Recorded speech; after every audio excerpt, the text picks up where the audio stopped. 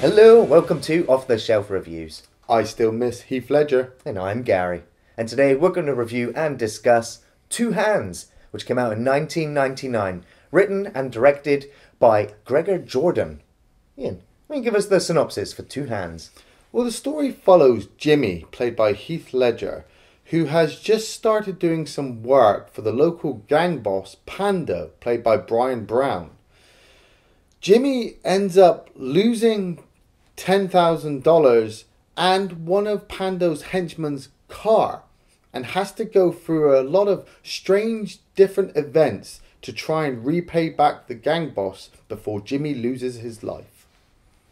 So this was a Patreon request, and I often like when I get a Patreon request of a film that I've never heard of or seen before. Yeah. And I recognised the director's name, though. I was like, Okay. I've seen something by this director, and I really enjoyed Buffalo Soldiers. Yes. That was the film that he With would Joaquin direct. Phoenix, With yes. Joaquin Phoenix, yeah. And so I was like, okay, so with Heath Ledger, you went on to become, the Joker, and obviously passed away soon after. I think it was The Imaginarium of Dr. Parnassus. Yes, Was yes. his last actual role. But going back to this and then seeing one of his early performances, I was just like, you can just see how captivating he is on film. Yeah. And so, I was pleasantly surprised to discover this film. The funny thing is, this came out at the same time as 10 Things I Hate About You, which a lot of people would also consider Heath Ledger's breakout movie. Right. Which I think was 10 Things was released just before this, but he'd also filmed this just before 10 Things. And Heath Ledger had been in a lot of Australian TV soaps. I think he was in Home and Away at some point. Yeah. But yeah, that brown hair, those boyish good looks. Like I said, I saw him in 10 Things and had never heard of this film until Gary said, yeah, we're doing Two Hands. And then when I saw who was the main star, I kind of cried a little bit. Mainly because I'd followed a lot of his films and kind of felt like Heath Ledger was going kind of the Johnny Depp, heartthrob kind of way, where he was getting these little parts. And then all of a sudden, bang, The Dark Knight comes out. And all of my friends who are fans of comic books were telling me before I'd seen it, you have to see this movie. You're going to cry because you're never going to see this performance ever again. And I'll agree, it's one of the greatest performances I've ever seen. With this film, though, tonally, this film was all over the place. And I felt it's not a slight on Heath Ledger or the director, but the film couldn't sit well with me. I mean, we start off with Jimmy, Heath Ledger, being pulled out of a car by Bryan and his gang of henchmen, and they're dragging him out towards the beach, and they're ready to kill him. And he starts telling them information about how he's going to try and pay back this money that he owes them, and how they've got this bank robbery planned. And then the opening credits start. Yeah, and so you're like, okay, so this is going to be one of those films where we go back in time and figure out how we got to this point. Yeah, and then we cut to this weird, surreal digging moment where it looks like a zombie is trying to dig his way out of a hole. Now, this only gets weirder when the zombie stops what he's doing and actually talks to you, the audience, and breaks the fourth wall, talking about moral decisions. Yeah, he's kind of, giving you the theme of this story and what the moral lesson is going to be. And he'll pop up throughout the film and just kind of tap on the camera and be like, yeah, this is what's happening and this is what I'm going to do. But then there's also sequences where he turns up where you're like, what the hell is actually going on? Yeah. Are you really there? What? Yeah, because after that, we see Jimmy. He's working as a sex show valet. Him and his friend Les are stood outside the sex shop and trying to entice patrons in to spend their money inside. And Les is a bit of a weird character. He only gets weirder as the film goes on. I don't know if he was actually supposed to be like that or if the guy playing him is just weird. But Jimmy would be called over to Pando, played by Bryan. Now, I remember Bryan from quite a few films, mainly FX. Yeah. And FX2, Death by Illusion. He played the special effects guy helping the police solve crimes. But he's a very successful Australian actor. Yes, yeah. Done many films and parts. But his gang boss character. He's supposed to come across, evil. Well, not evil. He's this gang boss. He's supposed to be, He's a family man, though, and he's playing Scrabble. Yeah.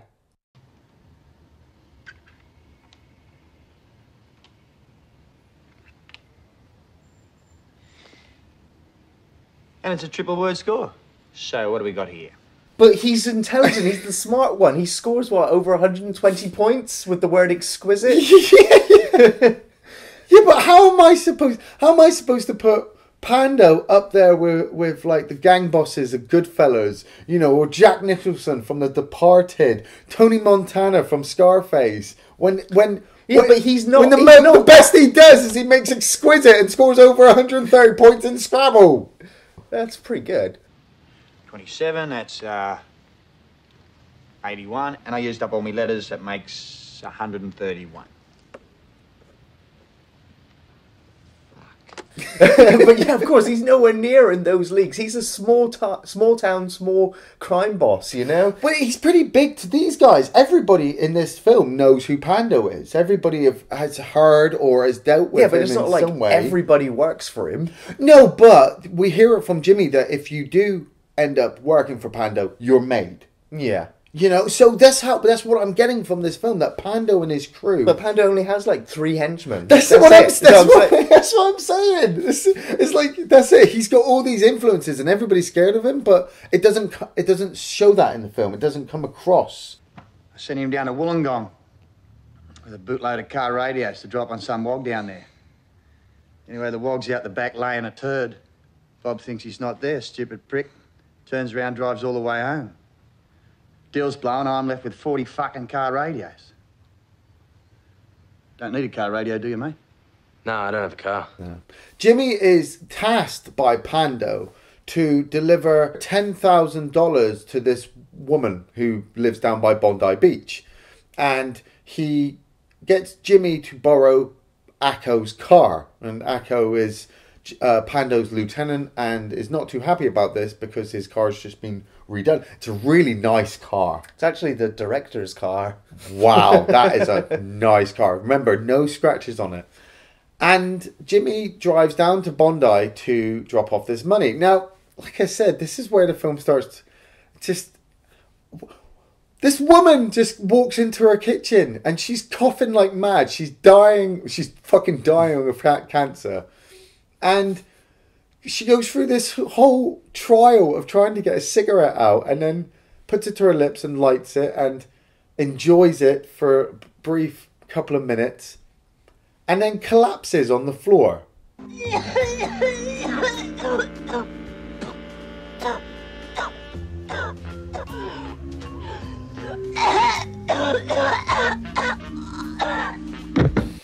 This is to coincide with Jimmy turning up and knocking on her door to try and get her to answer, but obviously she's not answering because she's dying. Is she dying? Or dead? Well, she gets up at one point and she kind of reaches for the door and then falls back down again. It's a heart attack. Yeah. So Jimmy, after not being able to deliver the money, decides, I'm going to go to the beach and wait. And while he's doing that, he thinks he spots a girl going into the water, and he remembers being introduced to Alex the night before outside the strip club. Yeah. And, you could tell that he was kind of infatuated with her. She kind of shown a sign that she liked him. Yeah. And so he was like, okay, I'm just going to strip off the clothes. I'm going to bury the money in the sand and go in the water to find her. What the What? You just... Now... You've been given $10,000 by a fucking gang boss. As soon as you don't answer the door, you just get back in your car and you drive back and you hand him the money and you hand Akko the keys. You go, sorry guys, the person wasn't in. No, Jimmy buries the money into the sand and decides to strip off all his clothes and go swimming. This coincides with 2 street urchins. I completely missed their names. I didn't actually catch their names. It's a boy and a girl. And we'd already seen the boys. Yeah, one of them, the one with the dark hair is a girl. And the one with the blonde hair is a boy. I only know that because I actually had to wiki it to find out. I totally forgot their names. But the girl has kind of protected the blonde boy from another homeless youth because they've been stealing his wallet. And they've followed, or they've seen Jimmy at the beach and somehow have spotted him burying the money. Now, where they were sat, there's no way they would have been able to see Jimmy do that. Didn't really get to see it clearly. It was he was so protective over that. They would have to... Not going to argue. Jimmy should have left already. I think they're probably professional pickpockets at this point. You know, they just look for unattended gear on the beach. And they're just prime target. The prime target. And they steal the money. And Jimmy, after having his little swim and enjoying his little moment in the ocean, realizes... it wasn't her. He realizes it wasn't the girl as well. Sees that his stuff has been messed with, runs up there and realizes the money's gone. He heads to his friend Deirdre. Yeah. A very hot red. I knew you'd say that. Well, she was. It's not like she tried to hide it or anything. She was very attractive. But they park Akko's car around the corner. And Jimmy uses Deirdre's phone to ring Pando. And it's just a weird conversation. I haven't got it. Well, someone ripped it off. I went down to the beach to wait for it to come back, and I went for a swim, and I swam. Where he basically tells them that he's lost the money, but he won't tell them where he is. You can hear Pando going ballistic down the phone. He's just like, yep, see it. Yeah. Hangs up on him. Hangs up. Akko's car is stolen as well by a car thief and taken to be sold. Now, starts where the film starts to combo all of the weird elements that we've seen. Because the mechanic that has Akko's car knows it's Akko's car and decides to ring him and inform him. So Akko speeds towards the mechanic, and the two street urchins who have now got the $10,000 have gone on a massive spending spree and walk out into the middle of the road, and the blonde boy is hit by Akko's car. Oh, you should have seen him. He had this blood coming out of his mouth and stuff. And Johnny, he's done heaps of martial arts and stuff. You know, he's kicking him and punching him. He was really killing him. And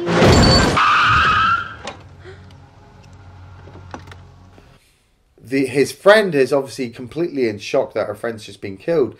But she's even more traumatized when she sees Akko get out of the car, lift up the boy's body, move to the side of the road, and just drop it. And then drive off. And then just drive off.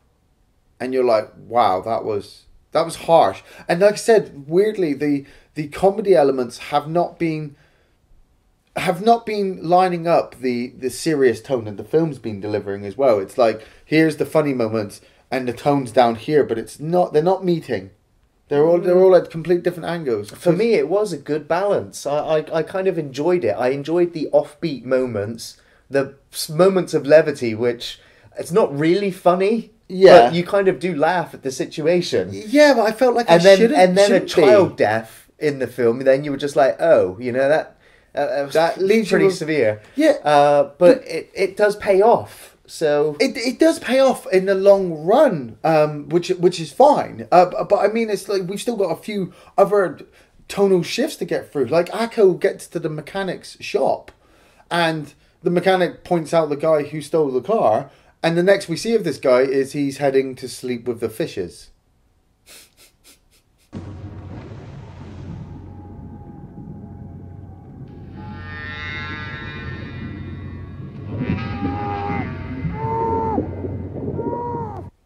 Yeah, I like that. That was fun. Yeah, cool. But that's what I mean. So this gang is feared by these people because they will kill anybody. But they're all right because they play chess and Scrabble. And he's and Pando's a family man because he loves spending time with his son. And I'm like, okay, stick with it. So Jimmy has his friend Deirdre set up a bank robbery with two other thieves. But Jimmy's had to go into hiding, and as Gary had already said, Jimmy had started to get infatuated with this girl called Alex, played by Rose Byrne, who I recognise. Her face is very recognisable to me, and for a while I couldn't put it on, and then I realised it was she's Moira McTaggart from the X-Men movies. Yeah, and she was also in 28 Weeks Later, and I was just like, wow, this girl, 28 Weeks Later is like 7 years after this film, I think. Yeah, but she never lost that look. The colour of her hair has changed, but she's really still quite classically beautiful in her looks. But Jimmy calls her because he really wants to meet up with her. And she's reluctant to give any of the information because the guy Les is in the apartment. That was a very awkward scene. Yeah, good-looking girl like you, I should have no problems. The queen of the town before too long, eh? You going out tonight? I don't know. Probably. Where you going? I'm not sure yet. All right. Where he turns up trying to find Jimmy. And Yeah. kind of waits around in her apartment. Well, no, he's waiting to meet Her friend that she's staying with, or her boyfriend? I thought it was her cousin. Or... Was it her cousin? Yeah. She was staying with this guy, and Les is wanting to meet the guy, and he's just, weirdly... You can tell she's very uncomfortable. That scene was very well done. He's very lecherous. Yes, Yeah. Les the Lech, we like to call. But she gets the information from Jimmy about meeting up, and Jimmy decides to go out and meet her as well, against Deirdre's wishes. Yeah. Because obviously Pando's looking for him. And they're robbing the bank the next day. Yeah. They go out for drinks. Les sees them, tries to get the information to Akko, but is ultimately knocked out by a saxophonist. That was awesome. Yeah, he ran up to the phone. He had no money, so he ran into the saxophonist's coin case and just... Yes! And the saxophonist just whacks him round the fucking head. He broke the saxophone.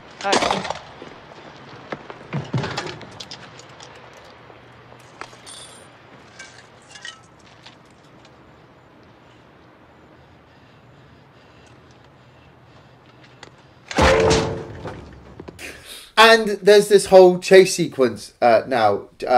Jimmy and Alex run up onto the subway. They jump onto the train, and they are captured, or Jimmy is captured as soon as they get off the next stop. And we then get to the opening of the movie where they are dragging Jimmy out to the beach and they're about to shoot him, but Akko had been at home loading his gun, and Jimmy's ghost zombie brother, had made the bullets go through the wash, or Akko had put them through the wash and the ghost was pointing them out.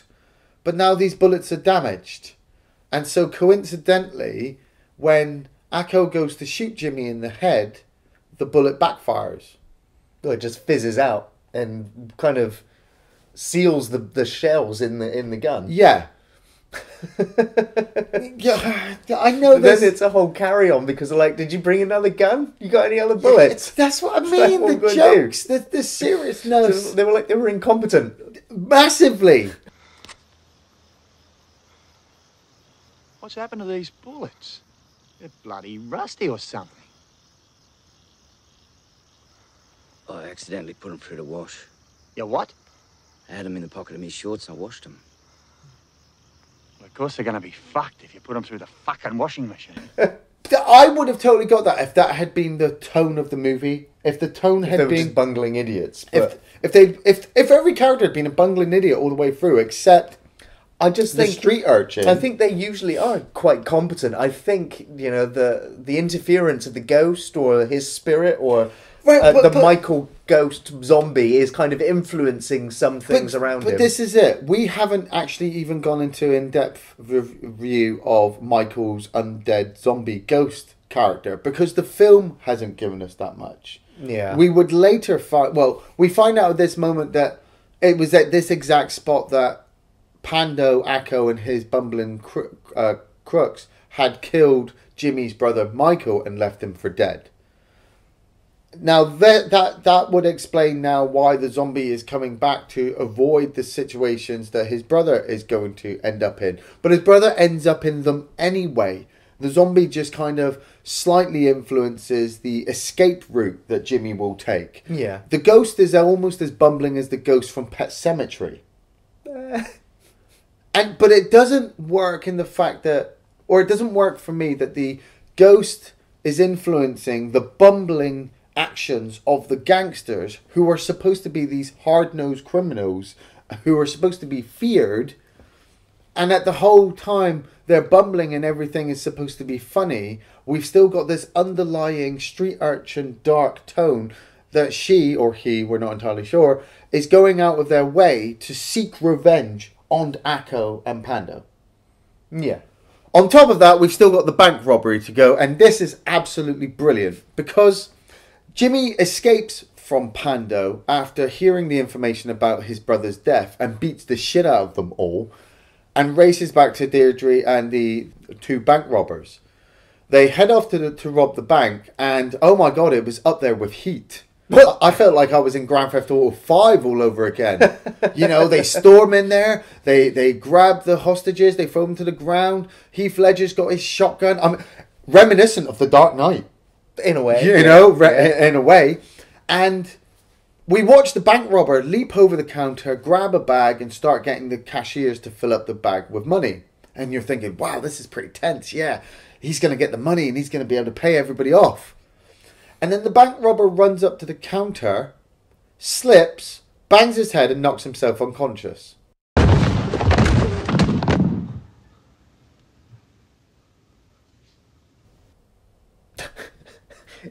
He's out cold. And you just have Jimmy just kind of kicking the body. He's just looking around like, shit, what do I do now? You just see him trying to grab the money and try to get out. He ends up tapping on the glass window like, hey, I need your help. To the driver. He ends up getting the driver to come in. The driver grabs them and then they get out. But by the time they get out, the police have turned up. You've heard the sirens going for a little while now. And then the shootout occurs. Where's Craig? Where's Craig?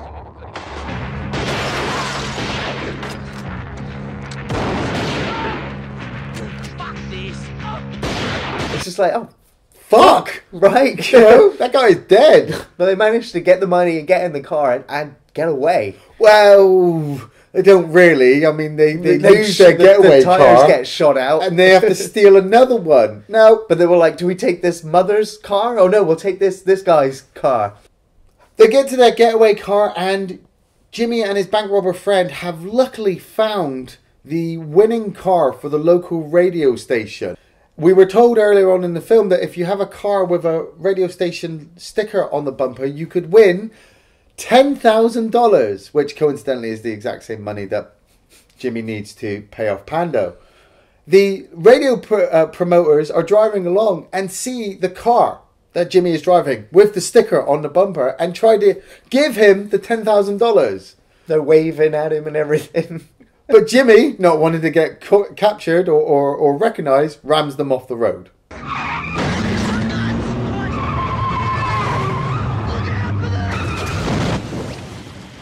Okey-dokey, it looks like we've lost Larry. We've lost Larry. I love it. You can still hear the radio presenter just going, "Oh, we seem to have lost him. We'll move on."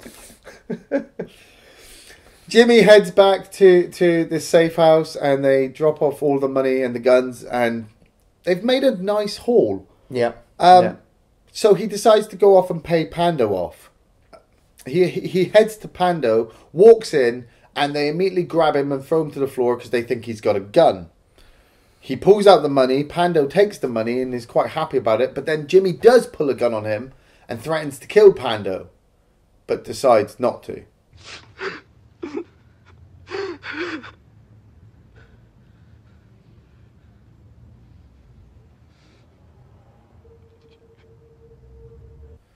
As he's walking off, he passes the street urchin as he walks in, and they pull a gun and kill Pando and all of his crew.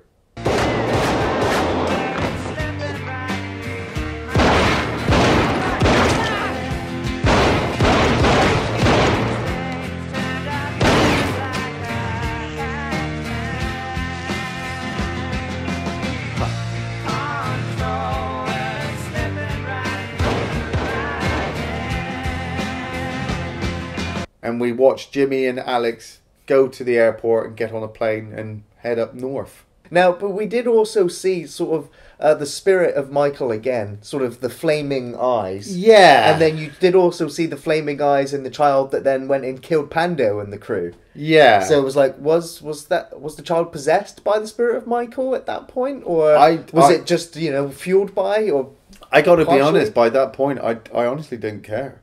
Yeah. I tried to. I mean, I know that sounds really harsh, but I tried to. But I couldn't get comfortable with the film. You know, some films you can sit down and just you just go with it. Your emotions go with the film. It's like a roller coaster ride. Yeah. This one, it made me feel one way, and then the next scene made me feel differently, and it was just too awkward. It was too much of a weird transition.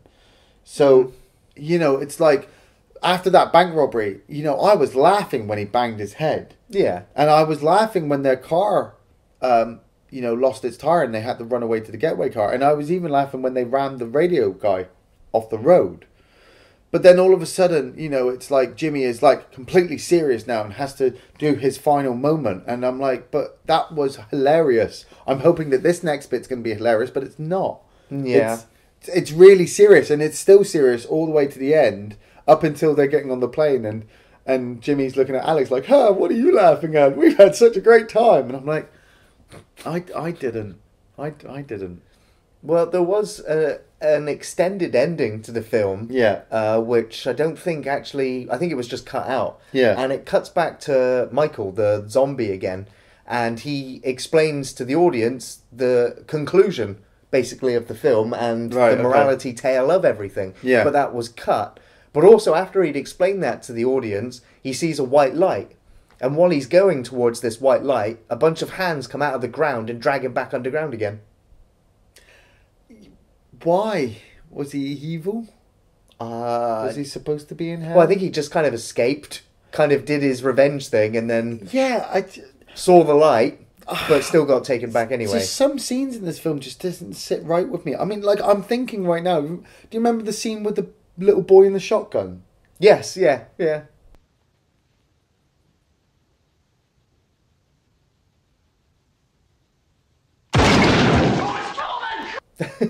What was that about? Well, it happens a lot. I don't know. I mean, the whole gun safety thing and everything else. Yeah.